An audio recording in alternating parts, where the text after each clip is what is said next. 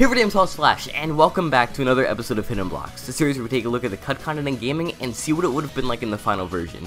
Where today, we'll be taking a look at possibly the biggest beta leak to have ever surfaced on the internet. You know, ever since that one that I covered a few days ago, and like, that actually turned out to be real and stuff. Pokemon Soul Silver was my first Pokemon game ever. So when I heard that the Pokemon Gold Spaceworld 1997 demo was leaked on the 4chan and had its contents completely ripped and dumped, I was really freaking excited. This means that for the first time, we actually get to see one of the earliest completed versions of Pokemon Gold and Silver out there. There's just so much content to cover and so much still being discovered that it is literally impossible for me to cover all of it in one video and get it out this year.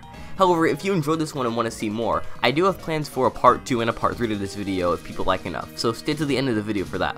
With that being said, let's jump right in. First, I'll go over all of the unused Pokemon and beta versions of the used Pokemon in the demo by saying their Japanese name, then an American normie English estimate, and then I'll describe what they would have done or been like in the final version. Also, to keep this video under an hour long, I'm only bringing up the most noteworthy Pokemon from the full beta decks, and I'm not really going to talk about any of the Kanto Pokemon because they're all pretty much the same. However, the new additions are where things get pretty crazy. First, there's Honoguma, or something like Flamebear, the Fire-type starter. Honoguma looked something like a red and black version of Pikachu and had a ton of black fire in its design. Its evolution, Borubear, or Volcano Bear, looked something like a polar bear with the same black fire, this time on a line-like mane. And finally, its last evolution, DYNABEAR, or DYNABEAR, looked like one big orange bear, this time with what looks to be stripes and the signature black fire on its ears this time. If I were to guess, this line probably would have evolved into a fire dark type tree later on because, you know, it was all black and spooky and, you know, being a fire type and stuff. Then there's Kurusu, or Cruz? I don't really know what to say about this one. It looks like a seal with ears, kinda, I guess. Its evolution, Aqua, or Aqua, just looks like a slightly bigger version, but this time with a ball around its neck. And finally, AQUARIA, or AQUARIA, kinda looks like Aquarius. Just looks like a bigger version of the last one, but this time, it's got 2 horns instead of 1. The grass tree didn't change much, with Chikorita and Meganium having different names being Happa and Hanaru respectively, meaning just leaf and flower dragon. Its middle evolution, however, was pretty creepy and nothing like the bay leaf we have today. Its name was Hanamogura, or Blossomole, and it literally depicted a smaller version of Hanaru blossoming out of Chikorita. I honestly see why they didn't go with this one. This was literally a thing of nightmares. Hoot was the same, but it had a different evolution. Bol. It's just a fat burb. Fulvix had a pre-evolution in this version. Mikom, or Trifox, which only had 3 tails and was pretty small. Tangela also had a pre-evolution, Monja, or Tangle, which was a freaking emo cyclops, but nonetheless still kinda cool. Tangrowth was also completely different at this point, being called GELANLA, and just being a sentient mouth with a ton of jello for hair. Character design was a 10 out of 10 here, as you all can see. Next there was Hane, or LEAPRAY, or something to do with a flying stingray that had feathers. This is honestly one of the cooler designs, as it had a black top and a white bottom, the top having a scary face pattern and the bottom being pretty cute. But oddly enough, it had no ghost or dark type attributes, only being a water flying type. I feel like there was definitely some potential waste in this design, so I hope something like this could make a return in Gen 8. In this version, Quillfish actually had an evolution, and its name was... Go back, I didn't sign up for this. So, this zapfish looking thing was apparently named Shibirafugu, or Numpuff, and despite clearly having an electric symbol in between its cold, soulless eyes, it was only a water type. Pichu kept its name, but it just kinda looked like a ball with ears at this point, kinda like an early Dedenne. The same thing goes with Cleffa and Igglybuff. They kept their original names and only their designs were slightly changed. Although I kinda like the original Cleffa better. It looks like it stands apart from the original evolution a little bit more. While we're speaking of baby pre-evolutions, Goldeen also had one, called Gyopin, or Gulpy. Like the other ones, it's basically just a smaller version of Goldeen, except oddly its pal resembles Seaking a bit more. Monbo 1, Flyfish, looked pretty freaking awful. I'm glad this one was cut. It can kind of stay that way. The next cut Pokemon though looked pretty cool. Ikari, or Anchorage, with its name meaning both anchor and rage, the half shark, half anchor hero. This one actually reminds me a lot of Sharpedo because it's a shark. But actually, since Sharpedo is the only other water shark Pokemon, it's not too far-fetched to think that Ikari might have inspired Sharpedo's design. Speaking of far-fetched, it actually had an evolution in this version. Madame, who actually looked like the most gangster Pokemon of them all. and to be honest, I wouldn't be surprised if Giovanni had one of these guys. Next, the 800th water type Pokemon to be added, Grotesque, or Grotesque. It's just an anglerfish mixed with an eel, so yet again, very inspired 6 out of 10 design, too much water. Also, don't forget the fan favorite X-Wing, or X-Wing, not to be confused with X-Wing, the move. Even though it's got wings in the shape of an X, it's literally just a Crobat. Next, apparently Paras also had a pre-evolution named Para. Yep, instead of 2 Paras, we get 1 Para. Like the mushrooms and stuff. I don't really know where this one's going. The next one is an early version of Ariados, this time being called Tsuhedo, or Two-Head, having a 2-headed pattern on its body. But weirdly enough, the pattern can actually open its mouth. This is seen comparing the front sprite with the back sprite, and might actually mean that the smaller head is either a fake or that this Pokemon literally has 2 heads. To me though, this design looked like it might have inspired Galvantula in the future. The next one is pretty weird, but kinda interesting too, and that's Animon.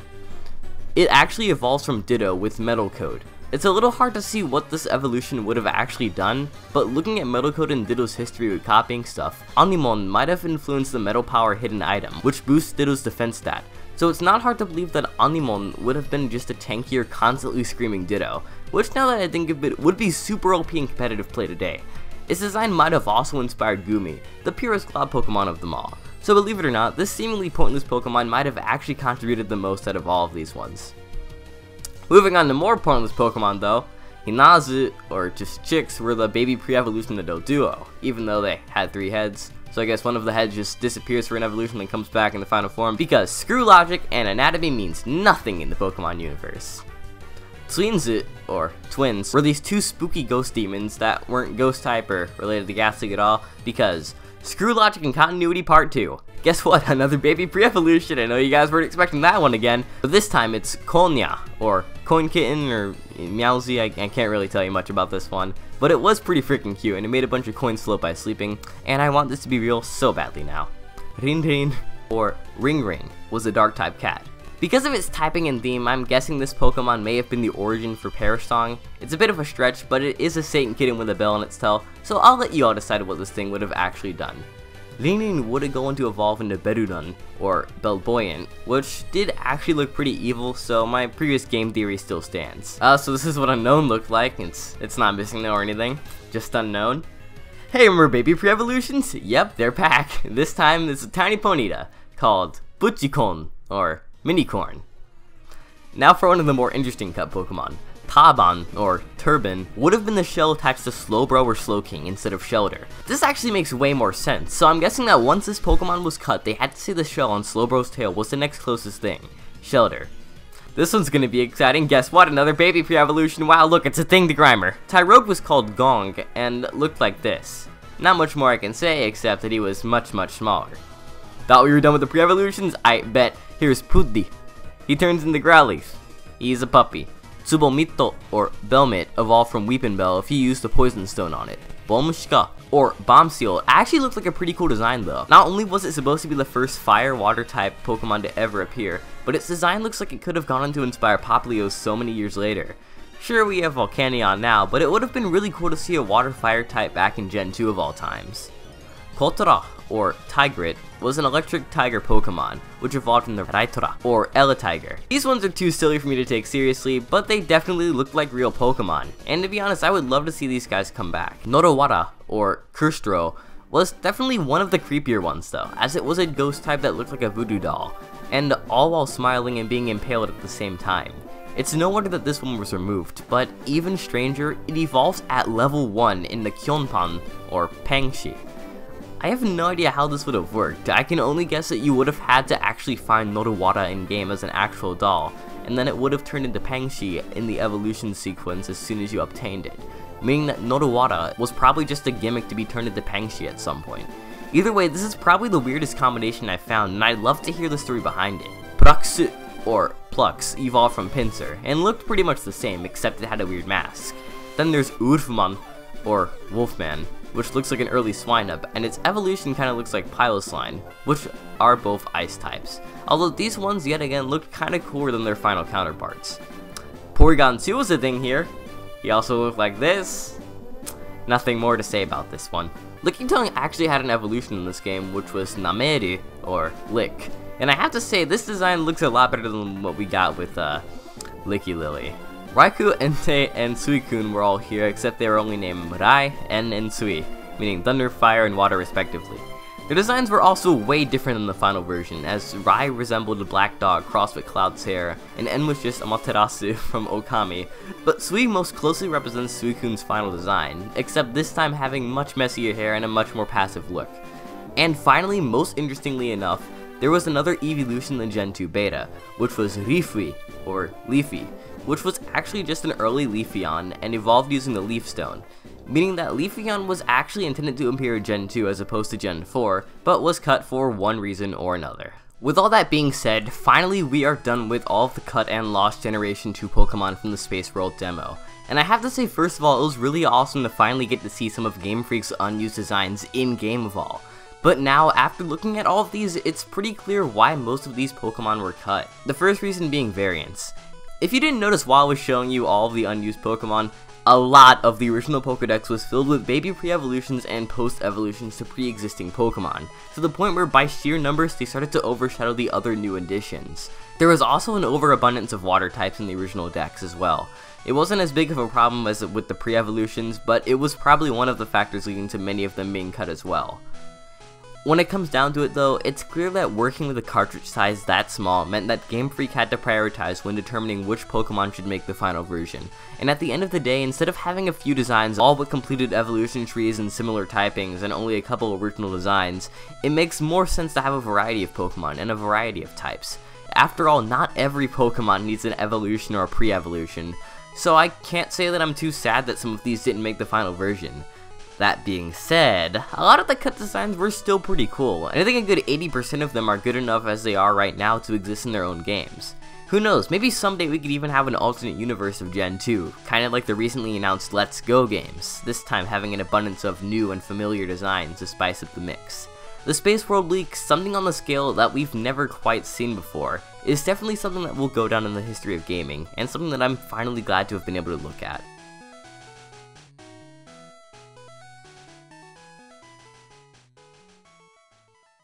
And that is all for today, guys. This is hands down probably the longest video that I've ever made, and for good reason. There's just so much cool lost content that we're only finally being able to see now. Because of this, I'm planning to make a second and even third part to this video because of all the stuff I missed, like the sound test menu and the debug mode, and even all the hidden battle simulators, and all of those test areas and stuff. So if you're interested in seeing all of that covered in the next few weeks, be sure to smash that squishy red subscribe button so you don't miss a thing. Either way, I hope you enjoyed this video, and if you did, be sure to drop a like down below, or you can comment which of these cut Pokemon were your favorite / least favorite, and let me know what I should cover next. Like always, thank you all so much for watching, and until next time, I'll be back in a flash.